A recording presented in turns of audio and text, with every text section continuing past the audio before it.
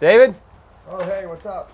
What's up, man? I'm Jason with Raw Deal Reality Show. We're here to get your story. Nice to meet you, Jason. Yes, come sir. on in. All right, I'll tell come you on. about my raw deal. Come on, let's go. Today we're here with David Galletti. Thanks for letting us in your house, man. Thank you. Telling us your story. You get a Raw Deal t-shirt. How about that? Raw deal. Check it out. You submitted us a story. Why don't we get into that Raw Deal? What happened? Pretty much for 12 years, I worked for the FBI, infiltrating criminals. They point here, I go there. They point here, I go there. Well, when they're pointing, where are they pointing to? I mean, give me one job that you did. When you first started. When I first started, it was infiltrating anti-government militias, which were doing training in the Appalachian Mountains. So you were up in the mountains, climbing around. They were like training. So you were. We got it. We go up there, white water rafting, hiking the mountains, get in with the locals. It took about 6 months. You have to eat, dine where they dine, shop where they shop. Then after 6 months, you formulate a plan of how you're going to introduce yourself to these people, and then you do it. So this was a training in the mountains. Correct. Training you how to wean your way into these other people liking you. Correct. And once you get in with them, sometimes it takes 6 months, sometimes it takes 8 months, sometimes you're in within 3 months, depending on how hardcore they are. And once you get in with them, find out what they're doing. Sometimes they're not doing anything illegal, sometimes they are, but mostly they're up there. The ones we got in with were up there training with weapons way out in the mountains, and anything can happen in the mountains. It's vast. So anyone can get lost. Oh, definitely. Bodies disappear like that. Kind of exciting, yeah? Yeah.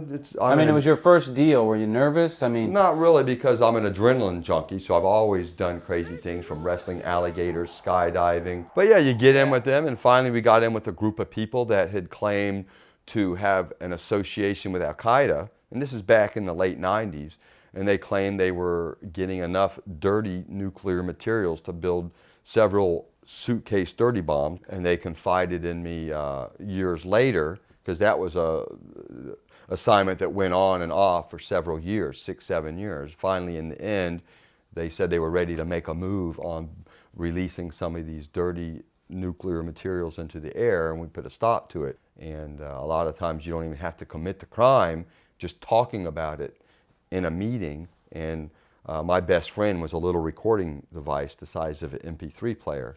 Drop it in my shoe, put it in my underwear. Sometimes I was so comfortable, I just put it in my pocket. My last assignment was in the White Power movement, which was Nazis, skinheads, Klans, hate groups. And the FBI called me into the office. Then they're like, we got the perfect assignment for you. It's James Bond-like. You're going to love it. So me and Joe's like, oh, yeah, man. And then agent pointed his finger at me and Joe. He's like, we're going to assign you to the White Power movement. And me and Joe looked at each other and we're like, well, what's that, like magic or something? It's like, no, racist groups, Nazis, skinheads, and Klan. And I was mad.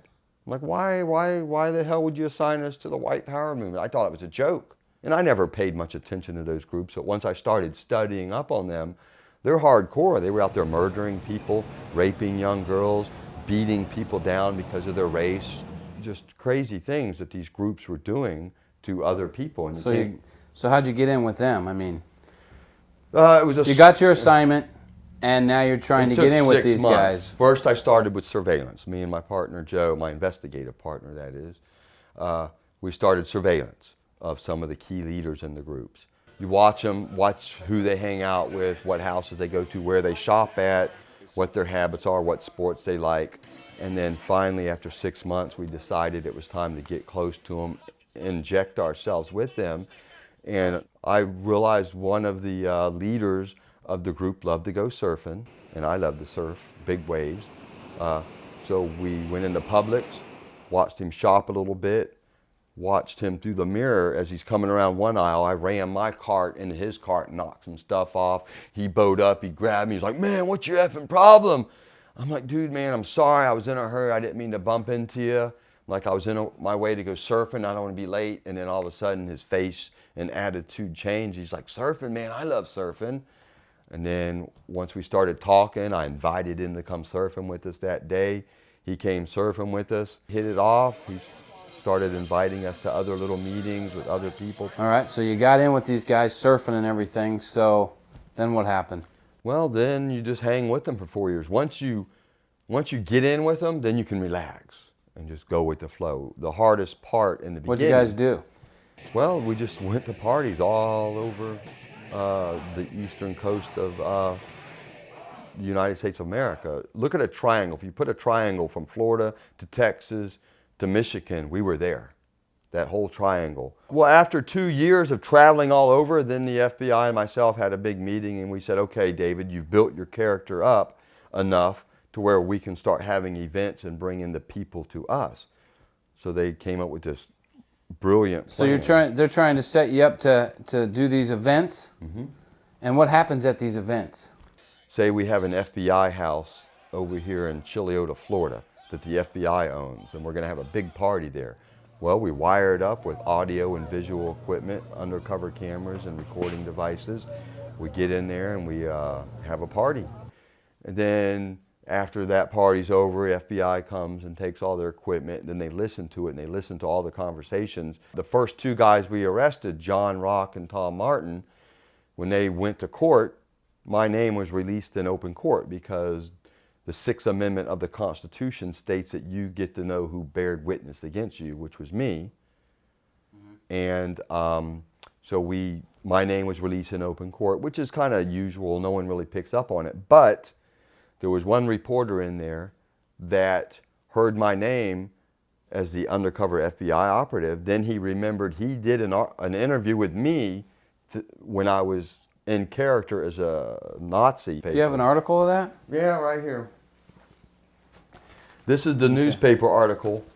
One day after my name was exposed in the newspaper, I was front page material for 3 days. What happened is the Orlando Sentinel put 2 and 2 together, and they came up with the FBI put on the Nazi protest that was in downtown Orlando, Florida in 2006, which the FBI did put it on, but it was to bring the criminals here so we can gain information on them and build my credibility up within the ranks. They decided if we can't stop it, then we might as well be in total control of it through myself. As the parade permit shows, on-scene event manager David Gleddy.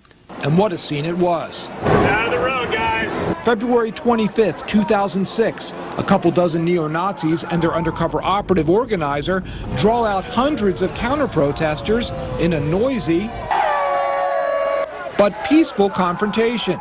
17 counter-protesters were arrested, while SWAT teams donned weapons, mounted police patrolled crowds, and others kept a watchful eye from above, with one top-secret asset in the thick of it all. So that was my job, was to help get these criminals off the streets, no matter what it took. That being said, I believe that they decided to let me be exposed because they were done with me. And that's pretty much the raw deal right there. And right? that's my raw deal, is that I was thrown under the bus by the FBI and they used the Orlando Sentinel as the bus driver. Well, hey Dave, thanks for coming on our show and telling us your story. Oh, yes. We really appreciate it. I thank you for the opportunity to explain my raw deal. Now it's up to you to vote on who you thought got the rawest deal. Is it story number 1? Story number 2? Maybe story number 3? The choice is yours. Go to myrawdeal.com and vote now. I'm Jason Bing, your host. Thanks for watching.